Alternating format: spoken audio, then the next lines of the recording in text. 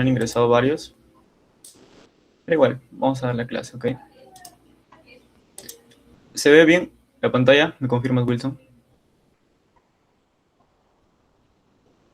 Se logra ver normal. Sí se ve bien, Kevin. Listo, gracias. Ya, a ver, ácidos nucleicos es uno de los temas principales que van a ver en su primera unidad. Va junto a la misma semana con proteínas. La verdad es un tema extenso, pero que en sí lo que se requiere para esa unidad, para esa semana, es algo tranqui, algo sencillo que puedan aprender. ¿De acuerdo? Entonces, a ver, ¿por qué me hablo de que este tema es importante? A ver, les explico rápidamente. Dentro del núcleo vamos a encontrar procesos nucleares, ¿de acuerdo? Y en el citoplasma, obviamente, procesos citoplasmáticos. Entonces, dentro del núcleo vamos a tener nuestros ácidos nucleicos que nos van a permitir realizar tres procesos principales.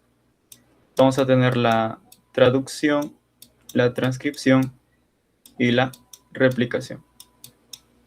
¿De acuerdo? La replicación es un proceso que va a ser atemporal a estos dos. Va a estar determinado en cierto momento. ¿Regulado por quién? ¿Y en dónde? En el ciclo celular.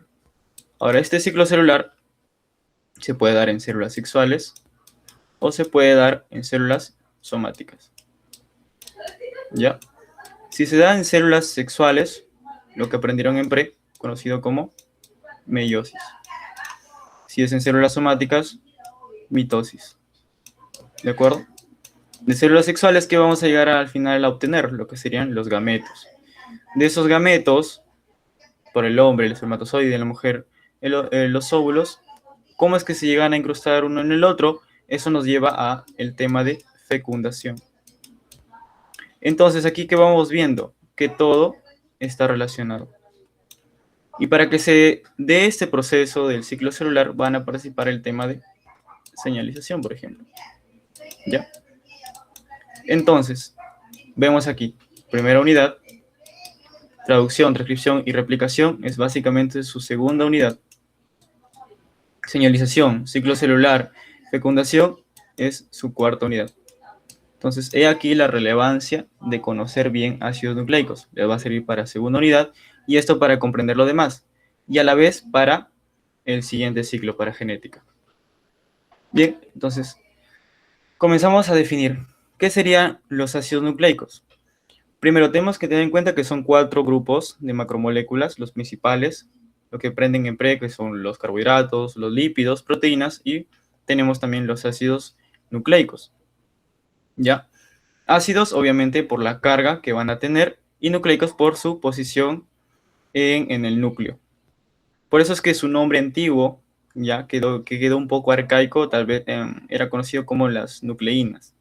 Y aparte que también fueron descubiertos en lo que es en el núcleo de espermatozoides de peces conocidos como los salmones. ¿Ya? Entonces, lo vamos a definir ácidos nucleicos que participan en el almacenamiento. ¿A qué se refiere? Al hecho de tener nuestra información genética en los diferentes pares de bases en el ADN, por ejemplo. En la transmisión, al hecho de que nuestro ADN va a ser transmitido a nuestros descendientes. Y en la expresión, en el hecho de que van a pasar por procesos del ADN a ARN, conocido como el proceso de transcripción, y del RNA a la proteína como traducción.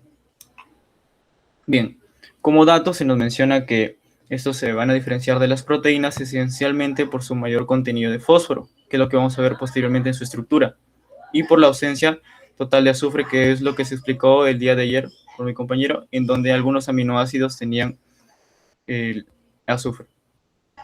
Entonces, como mencioné, la información contenida de los ácidos nucleicos va a ser transcrita y luego traducida, y aparte que también estas proteínas ya van a ser las que van a ejecutar las instrucciones codificadas por los ácidos nucleicos, a la vez de que en este proceso van a intervenir los procesos de señalización. Bien. Entonces veamos ahora los monómeros. Sus unidades mínimas de los ácidos nucleicos van a ser los nucleótidos. Los nucleótidos van a estar conformados por una base nitrogenada, vemos acá de verde, el azúcar o pentosa, acá de celeste, y el ácido fosfórico de amarillo. Entonces aquí, ¿qué podemos ir viendo ya? En el azúcar a partir del carbono 1 es el que se va a conectar con la base nitrogenada. El carbono 2 va a tener el grupo H que va a definir, por ejemplo, lo pongamos acá como una R. Si este R fuera un OH, un momento, por favor.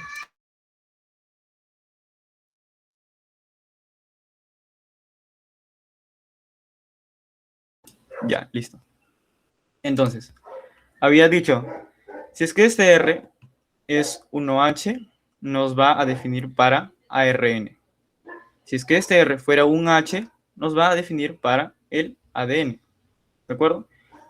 Bueno, el carbono 3, ¿qué importancia tiene? Nos va a permitir unir con la secuencia de nucleótidos que van a estar inferiores a este.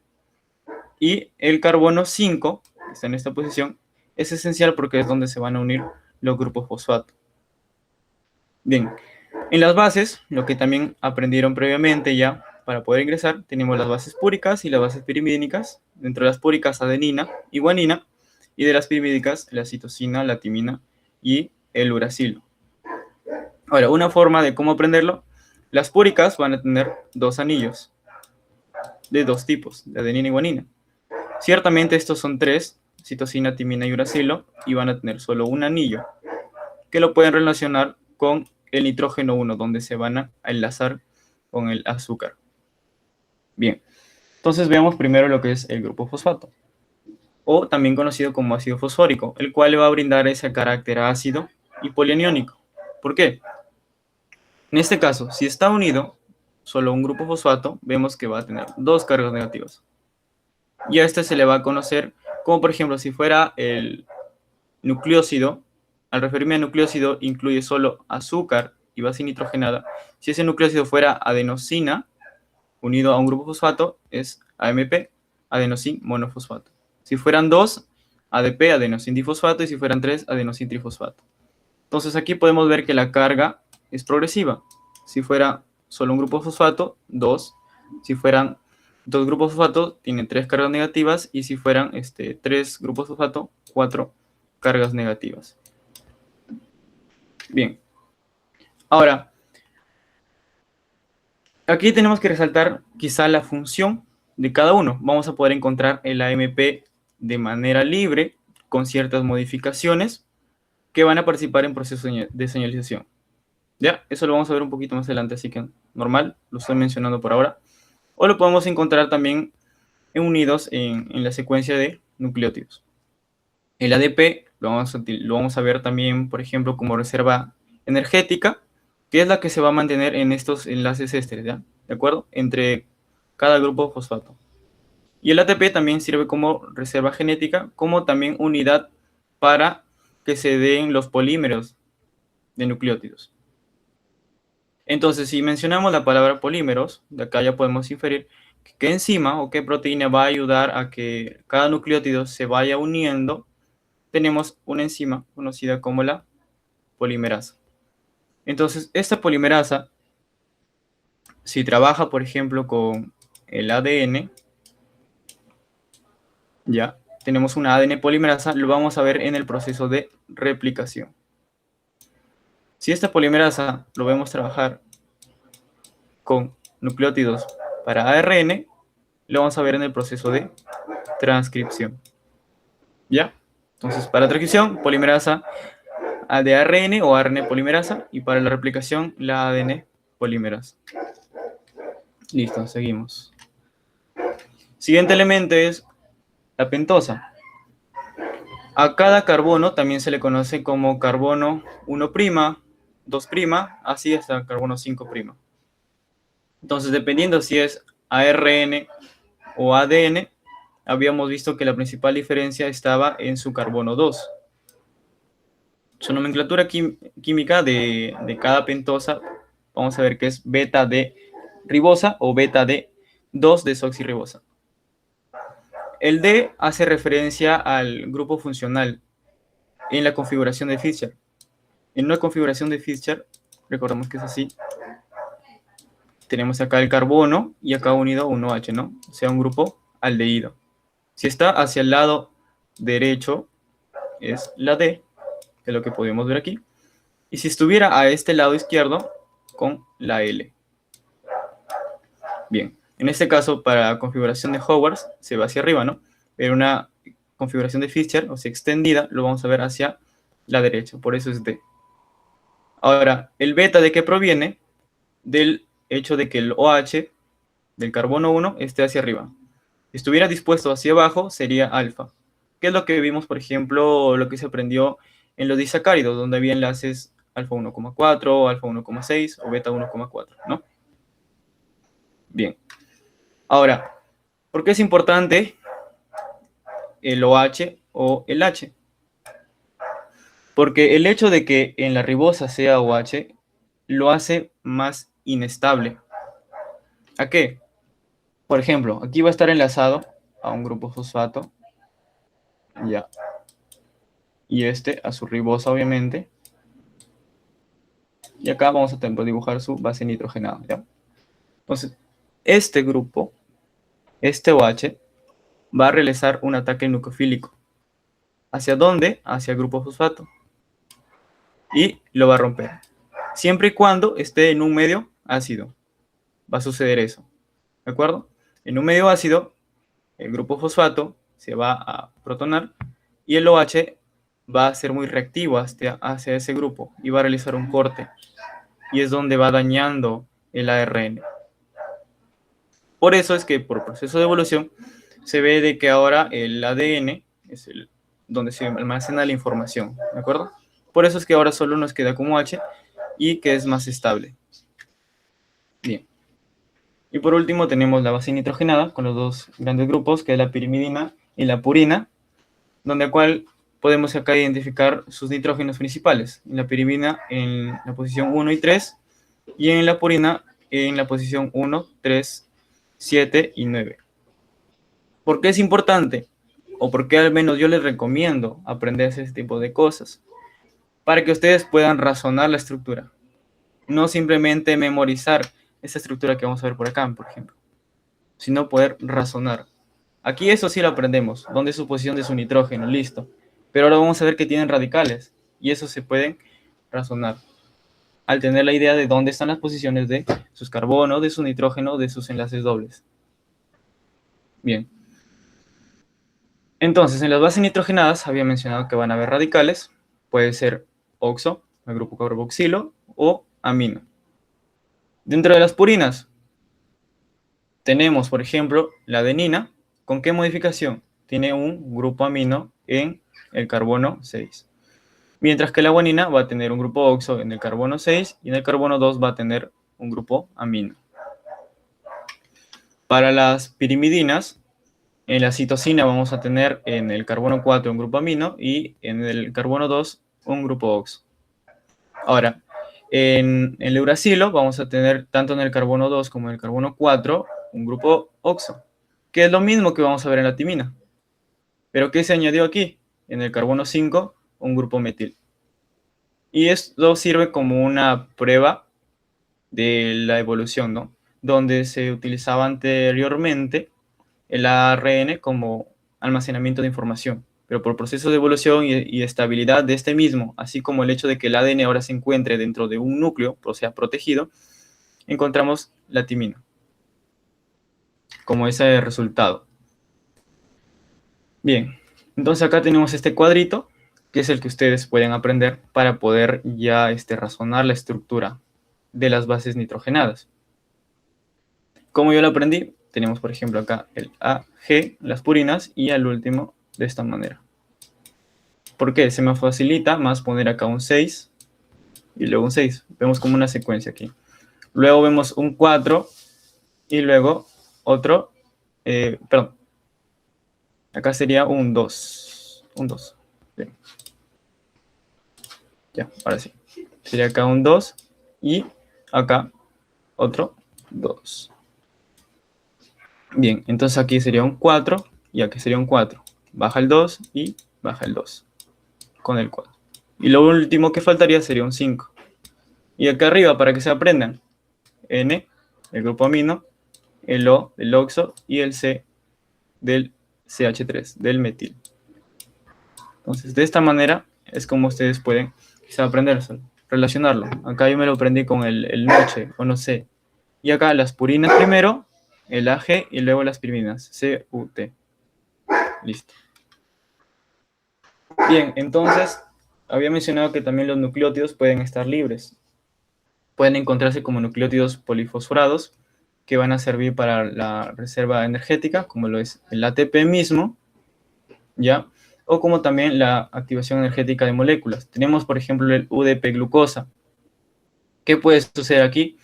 Que estos pueden participar en la glucosilación de lípidos o de proteínas, que eso lo van a ver en el tema, por ejemplo, de retículo endoplasmático, ¿ya? También lo vamos a poder encontrar como derivados nucleotídicos, donde se unen a otras moléculas o sufren modificaciones, formando, por ejemplo, coenzimas como la coenzima A, el NAD o el FAT. Y también se pueden encontrar como nucleótidos cíclicos, como el AMP cíclico, acá es GMP cíclico, o IMP cíclico. ¿Ya? Eso de acá lo van a ver particularmente en el tema de señalización, o sea, en su cuarta unidad. Bien, entonces polinucleótidos básicamente va a ser la unión de estos nucleótidos, ¿no? ¿Cómo? Acá mediante la participación de la enzima que les mencioné en un inicio, de la polimerasa. Bien. Ahora, sabemos que en el ADN van a haber cadenas complementarias y antiparalelas, que internamente van a disponer sus bases nitrogenadas. Entre cada par de base nitrogenada es donde se van a formar los enlaces puentes de hidrógeno. Ahora, dependiendo, si por ejemplo tenemos el par de adenina y timina, se forman 2, o si es el par de guanina y citosina, se van a formar 3. Ahora, uno de estos átomos va a ser el dador. ¿Quién? El hidrógeno. Y el otro va a ser el acetor, que puede ser el nitrógeno o que puede ser el oxígeno. Listo. Y bien, acá con respecto a la nomenclatura, si tenemos aquí las diferentes bases para el ARN o las bases para el ARN o para el ADN. Listo. Entonces tenemos como nucleósido, se le agrega la ribosa, si tenemos adenina, con una ribosa adenosina. Y si tiene ahora un grupo fosfato, se puede nombrar como adenosina monofosfato o también con el término ácido hílico al final. Entonces quedaría como ácido adenílico. Esa nomenclatura solo cumpliría para cuando tiene un grupo fosfato, ¿ya? Tanto para las ribosas como para las desoxi. Ya para cuando tienen 2 o 3 grupos fosfatos, simplemente es el nucleósido y di o trifosfato. Simple. Entonces vamos ahora por el ácido desoxirribonucleico, por el ADN. Bien. Entonces, ¿qué tenemos? Este tema van a ahondar mucho más en genoma humano, que es el primer tema de genética, por cierto. Pero, ¿qué podemos decir aquí? Que del total del ADN que tenemos los eucariontes, principalmente los humanos, el ADN nuclear va a componerse por casi el 100%, por un 99,9 y tantos por ciento. Y el ADN que se va a encontrar en nuestras mitocondrias, el ADN mitocondrial, por este pequeño porcentaje que podemos encontrar. ¿De acuerdo? El cual se va a caracterizar por ser lineal y circular, casi al igual que en las bacterias, en los bacteriófagos, o como también en los cloroplastos.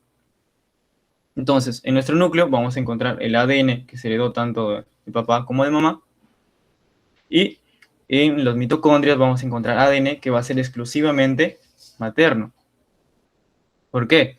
Tenemos acá el óvulo, tiene sus mitocondrias, el espermatozoide también tiene sus mitocondrias, pero ¿qué sucede? Que normalmente el óvulo sale del ovario, se dirige por las trompas uterinas y espera hasta ser fecundado por el espermatozoide. Entonces el espermatozoide es depositado en lo que es la vagina, sube por el útero, las trompas uterinas, y para que llegue de ese lugar inicial hasta lograr su fecundación, va a necesitar de energía para mover su flagelo. Entonces ahí es donde se va consumiendo esa energía producida y almacenada en sus mitocondrias, pero a la vez cuando ya es fecundado, se deposita su núcleo, ciertamente, pero ciertamente su citoplasma, donde van a estar sus mitocondrias, que muchas veces al ingresar a otra célula, sabemos que lo va a reconocer como un cuerpo extraño y que va a dirigir su degradación. Por lo tanto, ¿con qué nos mantenemos? Solo con los mitocondrias maternos. Bien. Entonces, el ADN va a tener una organización espacial. Dentro de su estructura primaria, básicamente es verlo de manera lineal, donde su esqueleto va a ser compuesto por los azúcares, por las ribosas, y exponiendo hacia afuera sus grupos fosfatos, ¿ya? Y hacia adentro, que va a tener dispuestos sus bases nitrogenadas. Ahora, esto va a ser favorecido obviamente por una estabilidad del pH, la concentración de sal, que también se relaciona con el pH, la temperatura y la concentración de cationes. Con respecto a su estructura secundaria, esta va a seguir el modelo de doble hélice, propuesto por Watson y Crick, entre comillas, los cuales se basaron en dos fuentes. Primero, en el análisis químico de composición de bases de Chargaff, donde se estableció que la cantidad de adeninas y timinas, así como también de guaninas y citosinas, son iguales. ¿Por qué? Por el hecho de que estas están enlazadas. Entonces, si siempre están enlazadas entre adenina y timina, y guanina y citosina, se tienen que encontrar en la misma concentración, en la misma cantidad. O bueno, eso se teoriza, porque pueden haber variaciones. ¿Ya? Entonces, ¿cuál es su regla? Que adenina y trimina va a ser aproximadamente 1 y citosina sobre guanina también va a ser aproximadamente 1. No exactamente 1, esto puede variar. Bien.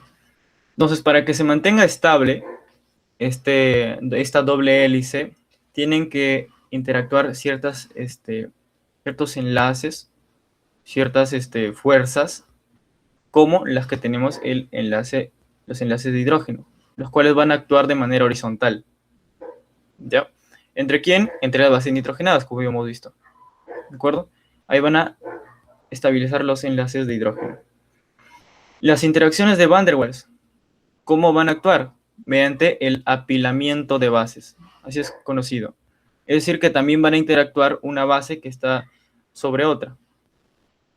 También se le llama, en este caso, como una interacción vertical. ¿Ya? Y recordemos que también este ADN va a estar en un medio acuoso, por lo tanto, va a estar rodeado, obviamente, de agua. Entonces van a actuar interacciones hidrofóbicas. Es decir, que el agua ejerce una presión sobre esta que lo va a mantener comprimida y a la vez estabilizada en su forma, obviamente. Bien. Y otra cosa en la que se fundamentaron para el modelo de doble hélice es el estudio de difracción de rayos X de Rosalind Franklin y de Maurice Wilkins. Entonces tenemos aquí la imagen que ellos obtuvieron, donde se pudieron determinar, por ejemplo, el diámetro del ADN, la longitud por vuelta, como también la distancia entre bases.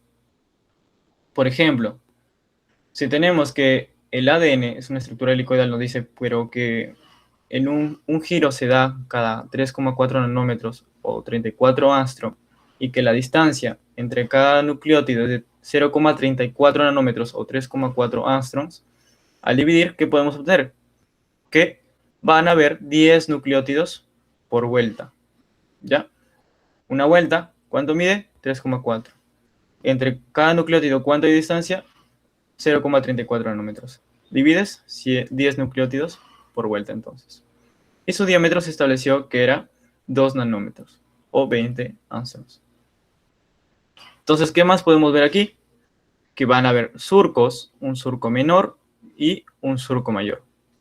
Un surco mayor de una distancia de aproximadamente 12 angstroms y 22 angstroms y un surco menor de 12 angstroms.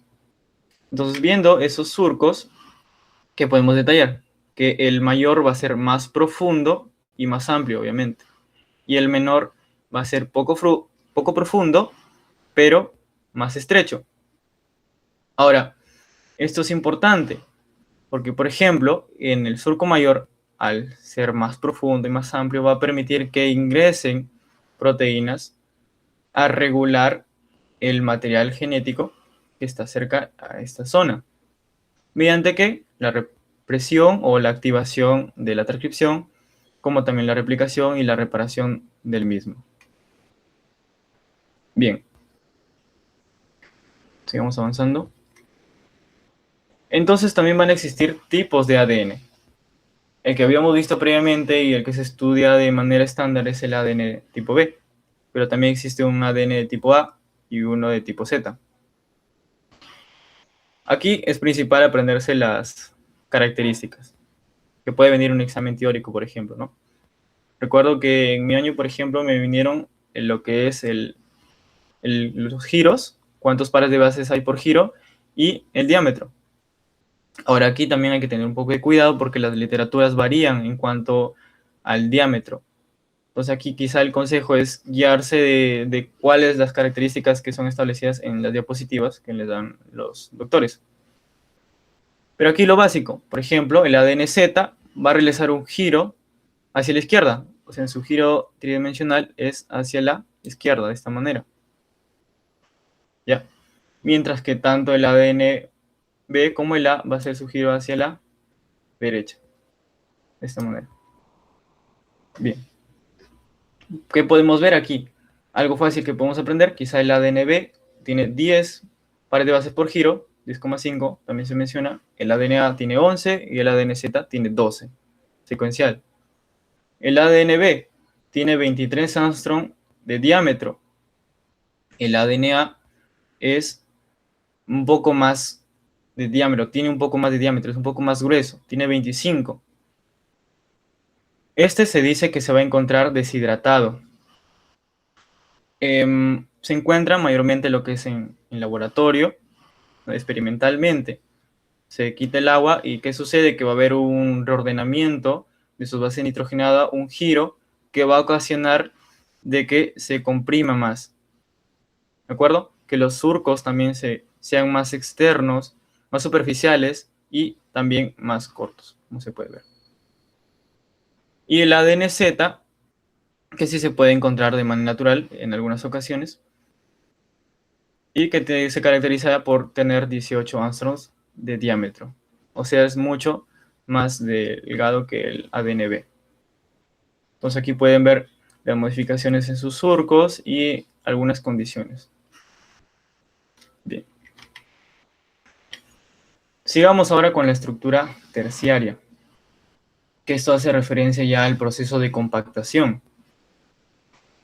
Dentro de ello tenemos primero a la fibra cromatínica o collar de perlas, también conocido de 11 nanómetros, el cual va a estar compuesto básicamente por lo que es ADN e histonas.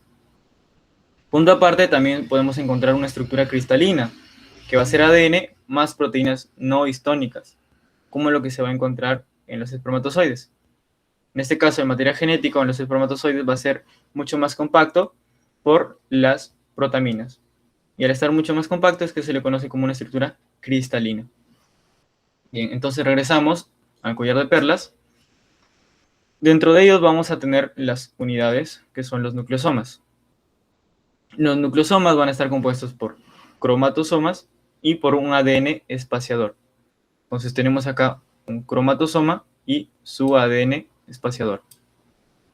¿Qué vamos a ver en un cromatosoma? Vamos a tener el octámero de histonas o núcleo del nucleosoma, que es lo que podemos ver aquí, en la parte inferior. Y a la vez también las proteínas H1, que van a ser importantes para el siguiente nivel, que vamos a ver después. Entonces, en un octámero de histonas vamos a encontrar que va a haber un ADN de 147 pares de bases. Hay otros libros que mencionan 146, pero ahí la cantidad para que puedan aprender, que va a dar aproximadamente 1,7 o 1,68, también mencionado por ahí, vueltas. ¿A qué? A este octámero de histonas. 2 moléculas de H3, 2 de H4, 2 de H2A y 2 de H2B. Bien. Por ejemplo, tenemos esta imagen, ¿no? Del collar de perlas. Supongamos, en un caso hipotético, viene una nucleasa. Una nucleasa es una enzima encargada de romper los ácidos nucleicos. Rompe, nos va a dejar en este caso sería un octámero de histonas libre.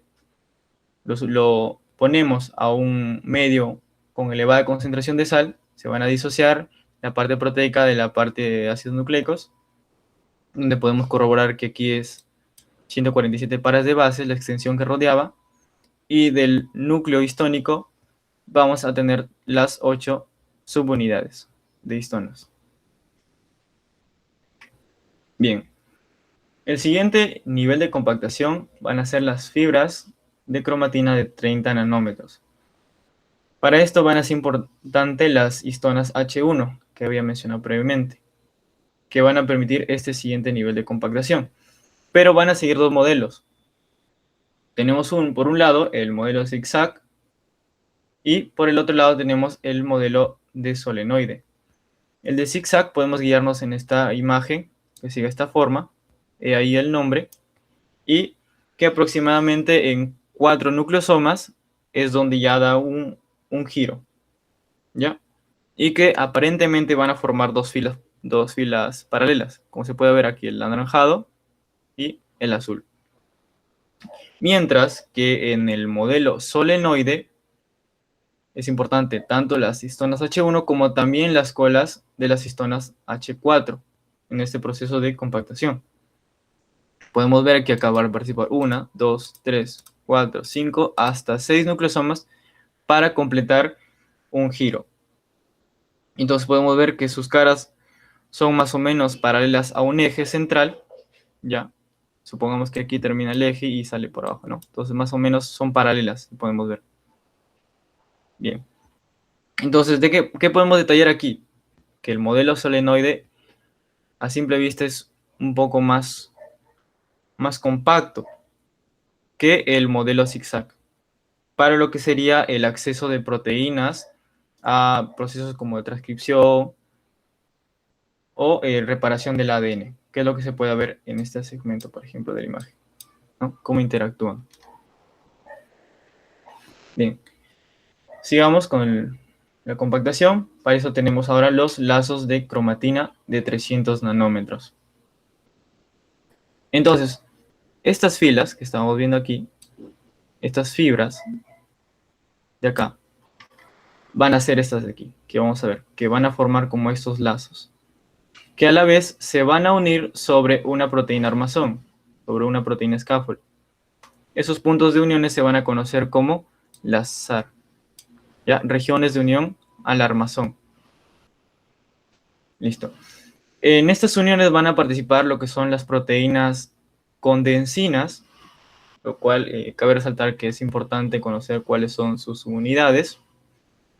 Para la cromatina de 300 nanómetros va a estar tanto la condensina como también estas unidades de CAP G, H y D2. Y las unidades de las condensinas, por ese caso, es SMS2 y SMS4. A la vez también van a participar las topoisomerasas de tipo 2 con sus unidades SS1 y SC2.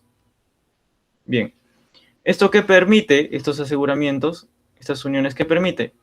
Que, por ejemplo, una región, como esta de aquí, pueda encontrarse en un estado de eucromatina, o sea, libre, descondensado. Pero al estar unido acá, no deja que ese proceso de descondensación llegue hacia otro lazo. ¿Qué es lo que podemos ver aquí? ¿Qué pasó aquí? Que se descondensó y esto va a permitir que se acerquen proteínas a, por ejemplo, realizar la transcripción. Ahora, para la fibra de 700 nanómetros, ¿qué sucede? Que todos estos lazos comienzan a enrollarse, más o menos de esta forma. Comienzan a enrollarse sobre un eje. ¿Qué es lo que podemos ver aquí, en esta imagen? Ahora, para que estos puedan estar enganchados, por decir así, también van a participar lo que son las condensinas, pero de manera libre ya. Solo con sus dos subunidades SMS4 y SMS2. Ya no van a estar las proteínas que vimos acá, las unidades CAP. Bien. Y a esta estructura que van a ir formando, van a ser conocido como la cromátide. Esa ya es la cromátide. Entonces, si juntamos esta cromátide con otra, vamos a tener lo que es el cromosoma. Y en el cromosoma van a participar otras proteínas que van a unir ambas cromátides de manera longitudinal, ¿no? Serían las coecinas.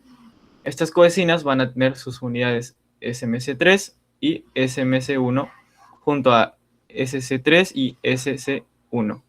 Entonces aquí sí es importante, al menos, que puedan aprenderse lo que son las subunidades, ¿ya?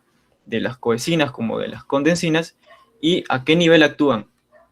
Teníamos que condensinas actúan a partir de fibra de 300 nanómetros. Van a estar en el de 300, en el de 700 y obviamente también en el de 1400, ¿no? Pero sobre las coenzinas van a estar a partir de la fibra de 1400 nanómetros o ya cromosoma mitótico también conocido. Bien, entonces aquí podemos ver, por ejemplo, la fibra de 700. Tenemos acá una fibra de 300, se va a enrollar, forma esta fibra de 700 junto a la otra de 700. Se van a unir mediante lo que son las coenzinas para formar ya lo que es un cromosoma final que tenemos por acá. Bien, entonces ahora pasemos a lo que es ácido ribonucleico o ARN. Bien, entonces comparando con lo que es el ADN, habíamos visto que su ribosa se va a diferenciar porque tiene OH en su carbono C2, a diferencia de la desoxirribosa. En sus bases nitrogenadas se diferencia porque no tiene timina, sino uracilo. Su cadena va a ser monocatenaria, ¿ya? Mayormente, no todo. Que más en sus funciones principales, esta se va a encargar de transportar y regular la información genética en su expresión, que es lo que vamos a ver más detalladamente en sus tipos, un poquito más adelante. Y con respecto a su síntesis, el ARN lo vamos a encontrar en los procesos de transcripción, en diferentes procesos de metabolismo, como también en la interfase. Mientras que el ADN en lo que es replicación y en mitosis. Bien, ¿qué tenemos acá del ARN? Va a ser una de las macromoléculas que va a permitir codificar información genética. Va a servir como un componente estructural abundante también en las células, ¿ya? Y dentro de ellas sus subtipos, hay unas que son más abundantes que otras, y también que van a poseer una actividad catalítica. Bien. ¿Qué más tenemos? Que el ARN va a ser 10 veces más que el ADN. Principalmente se va a encontrar en el citoplasma, como por ejemplo los que sería el ARN mensajero para una expresión a proteína, como otros ARN que vamos a encontrar que van a permitir la inhibición o degradación de otros ARN. Bien, y aquí dejo algunos datos, ¿no? Para que puedan estudiar. Ahora, lo que son tipos y características principales del ARN. Vamos a encontrar diferentes tipos. Principales, mensajero, de transferencia y el ribosómico. El ARN mensajero se va a encontrar como una estructura sencilla y lineal, como se puede ver acá. No va a tener plegamientos. El ARN de transferencia se van a encontrar entre 50 y 60 diferentes. Eso también depende de la literatura, ¿ya? ¿Recuerdo? La cantidad de ARN de transferencia depende de la literatura donde lean. Ahora, con respecto al ARN ribosómico, va a ser, por ejemplo, el más abundante, acá podemos ver, en un 75% en comparación a los anteriores. Bien, dentro de otros ARN que vamos a encontrar es el heterogéneo nuclear, el pequeño nuclear, el pequeño citoplasmático, el mitocondrial, el de cloroplastos, el microRN, el pequeño de interferencia y otros. Ahora vamos a detallar uno por uno, ¿ya? Pero antes, veamos lo que es su organización espacial del ARN también. Su estructura primaria es casi igual que el ADN. Su esqueleto de azúcar fosfato y por el otro lado sus bases. Ahora, en su estructura secundaria se menciona así porque van a formar estructuras como lo que son bucles o asas. Y esto gracias a la complementariedad de bases. Supongamos que tenemos una cadena de ARN normal, ya, que por ejemplo tiene acá una citosina, una timina, una adenina y otra citosina. Entonces esto puede llegar a formar un asa. ¿Por qué? Por ejemplo, aquí teníamos en un iso la guanina, luego la timina, que va a enlazar con la adenina siguiente, y acá seguiría la citosina que enlaza con esta.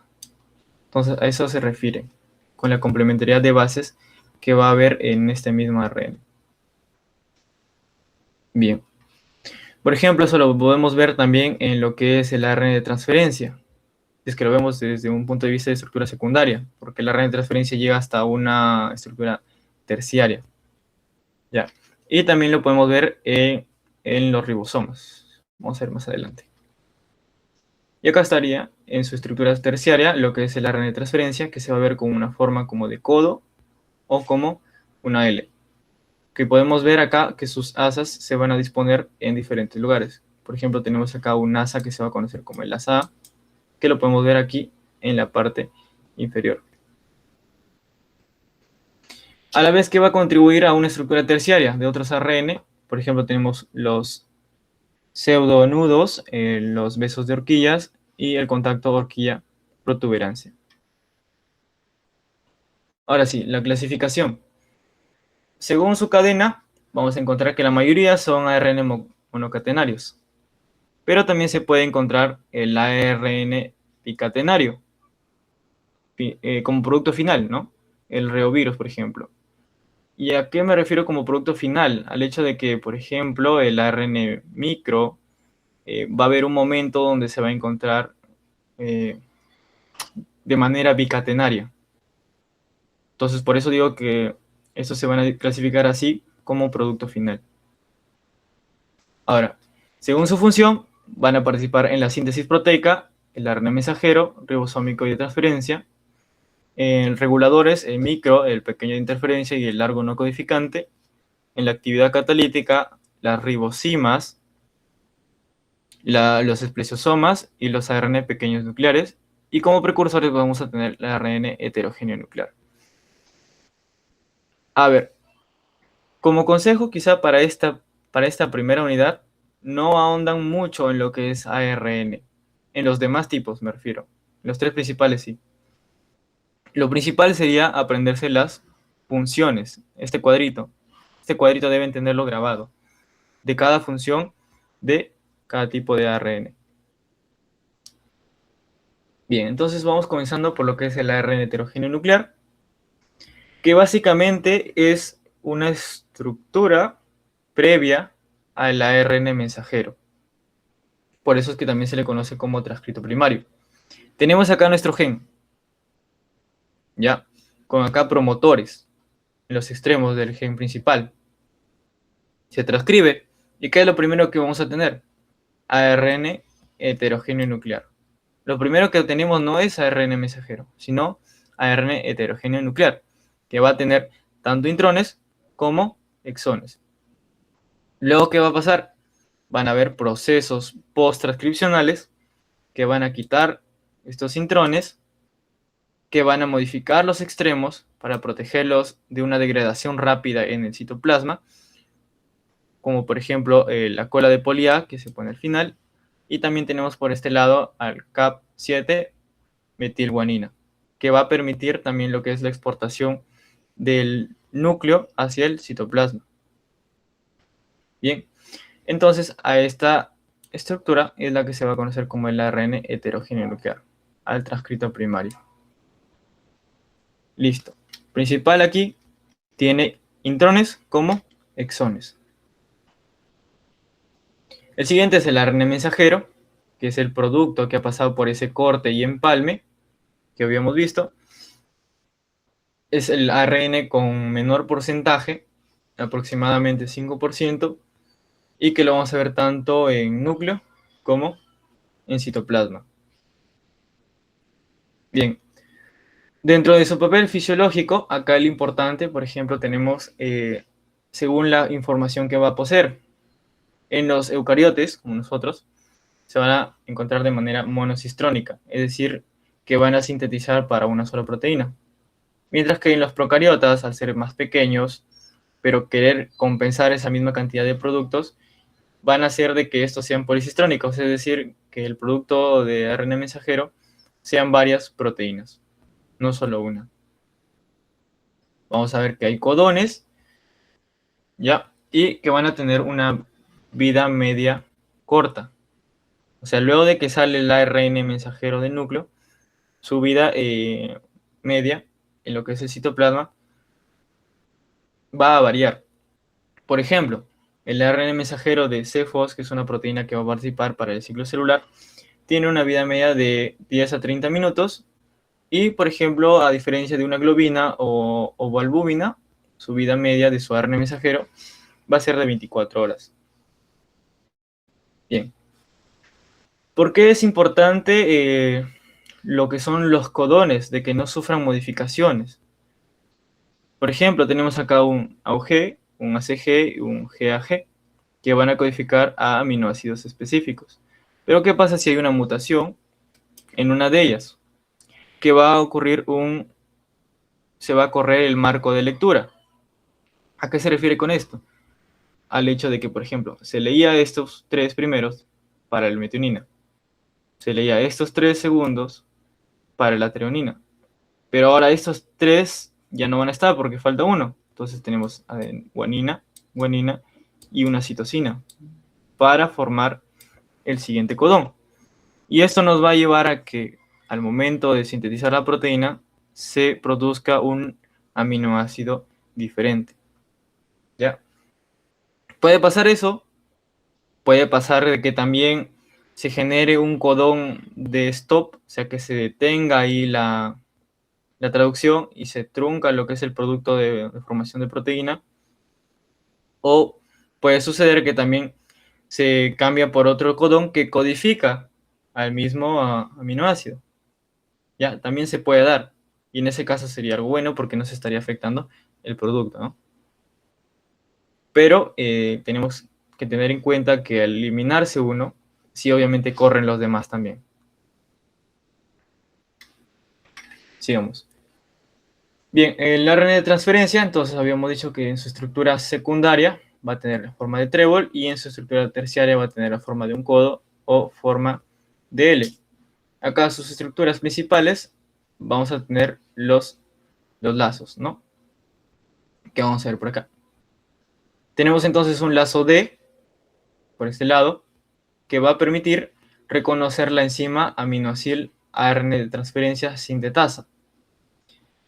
Esta enzima, por ejemplo, lo tenemos aquí, esta amarillita. Esta enzima también va a ser específica para el ARN de transferencia, como también para el aminoácido que va a unir. Entonces, ¿cuál es su función de esta enzima aminoacil ARN de transferencia sintetasa? Unir el aminoácido hacia el ARN de transferencia específico, mediante este proceso que van a ver aquí. Ahora, por otro lado también tenemos el lazo T, el cual va a contener bases de ribotimina. O sea, vamos a ver que en los lazos van a haber nucleótidos modificados. ¿Y qué se va a encargar de hacer esta? De reconocer al ribosoma. Ya, ¿qué es lo que? A ver, no, me parece que no hay una imagen acá. En esta parte podemos ver que va a permitir, cuando llegue, reconocer al ribosoma con ese lazo T. Y el lazo central, o también llamado lazo A, porque tiene el anticodón, ya es el que se va a ir emparejando uno por uno acá. El codón y el ARN de transferencia con su anticodón. Bien. Características de esta, tenemos por ejemplo que tiene un tamaño de 25 kilodalton, su cadena aproximadamente tiene 74 a 95 nucleótidos. Ahora, ¿qué más? Que en su extremo 3' es donde se une el aminoácido y que los 3 últimos nucleótidos son constantes, que es citosina, citosina, adenina. ¿Ya? Mientras que en su extremo 5' también es constante el hecho de que haya un nucleótido de guanina. Dentro de sus funciones, todos habíamos dicho que va a participar en la síntesis de proteína, transportando lo que son aminoácidos desde el citosol hasta el lugar de ensamblaje. Otro, que va a actuar como una molécula adaptadora. ¿Por qué? Porque estamos pasando de una información codificada en nucleótidos a una información que va a estar ahora en aminoácidos. ¿Ya? Y por último, que va a presentar nucleósidos distintos, como habíamos visto, Dentro de ellos tenemos la dihidrouridina, pseudouridina, como también la inosina. Okay. Entonces habíamos visto esto acá también. Entonces pasamos al ARN ribosómico, que va a ser el más abundante, un 80%. Habíamos visto que en la imagen anterior, en el cuadro anterior, decía 75%. Entonces por eso les mencioné que tengan cuidado también de la literatura donde están sacando su información y quizá corroborar con las diapositivas que le dan para no tener problemas. Por ejemplo, podemos ver aquí una estructura secundaria, el ribosoma, cómo van a formar lo que son bucles, ¿no? Ahora, supongamos que acá tenemos un ARN mensajero que va a ser codificado, ¿ya? Entonces, los ribosomas van a poderse agrupar. Vamos a dibujarlo así. Van a poderse agrupar y formar así circulitos, más o menos. Y el ARN ribosómico va a pasar de esta manera. ¿Y esto qué va a permitir? Una mayor efectividad en la traducción, en obtener mayor cantidad de la proteína. Entonces, a este conjunto de ribosomas lo vamos a conocer como polisomas. Ya. Entonces, esta RNA ribosómica lo vamos a ver participando dentro de cada subunidad de ribosoma. Por ejemplo, en los eucariotas, conocíamos ya que el ribosoma de eucariotas tiene un coeficiente de cimentación de 80, su unidad mayor 60, su unidad menor 40. En la mayor, ¿qué vamos a encontrar? 5,8S, el de 5S y el de 28S. Junto a ello asociado 49 proteínas. Mientras que en la subunidad menor vamos a tener un ARN ribosómico de 18S unido a aproximadamente 33 proteínas. Ahora, el mismo procedimiento se va a repetir obviamente para lo que son ribosomas procariotas. Bien, vamos a encontrar también que su precursor de al menos el de ARN ribosómico 18, de 5,8 y el de 28S va a estar en un mismo gen, ¿ya? Que va a dar como producto de la transcripción a un pre-ARN ribosómico. ¿De cuánto? De 45S, como podemos ver acá. Este va a pasar por procesos de corte y al final nos va a dar como producto el de 18, el de 5,8 y el de 28S. Entonces, tener en cuenta esto de acá, que su molécula precursora es de 45S. Para todos, excepto el ARN ribosómico de 5S. Bien, el ARN pequeño nucleolar que se va a encontrar en intrones, de este, ¿qué tenemos que saber? Que se va a encargar de lo que es modificación del ARN ribosómico, como también de algunos ARNs pequeños nucleares, como tenemos acá el U6. Esa es su función principal, como por ejemplo mediante metilaciones o modificaciones de sus uridinas. Dentro de sus subfamilias vamos a encontrar ARN pequeños nucleares de la caja CD, ya, como también del HAK. Y aquí puse sus funciones de cada uno. Con respecto al ARN pequeño nuclear, este sí va a tener mayor participación en esta unidad, de lo que deben conocer en esta como en la siguiente, en la segunda unidad. ¿Por qué? Van a formar lo que es un complejo de ribonucleoproteínas, ya conocido también como RNPSN. Y tenemos, por ejemplo, acá los ARN pequeños nucleares unido a proteínas, como es el U1, U2, U4, U5 y U6.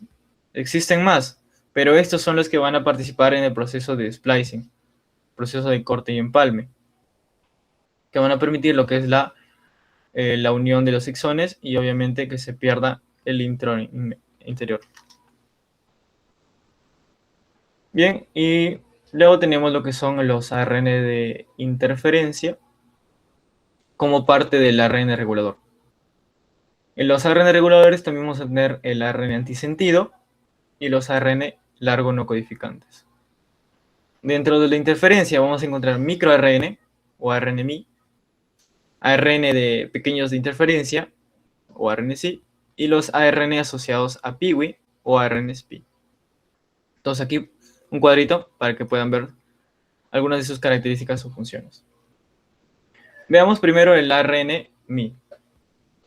Acá, importante saber su extensión de 21 a 25 nucleótidos, pero con un precursor de 500 a 100 nucleótidos.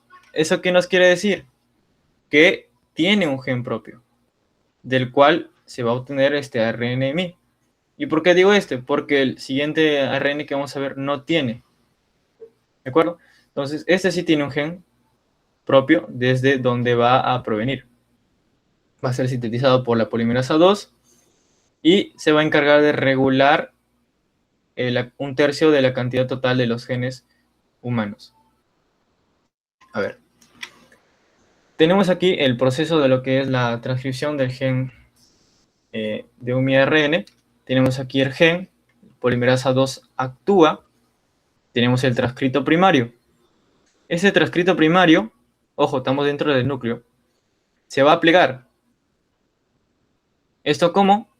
Mediante bases que eran complementarias, ¿ya? Luego, ¿qué va a suceder? Viene la enzima DROSHA, realiza un corte. Para ese momento, ¿cómo lo vamos a denominar a esto? Como pri-miARN. Luego va a pasar nuevamente por otro procesamiento y lo vamos a conocer como pre-miARN. Luego, por exportinas, sale este pre-miARN y ahora es procesado por Dicer. ¿Qué va a hacer? Va a cortar los extremos y solo nos va a dejar con esta estructura dicatenaria. Las dos cadenas acá. miARN doble.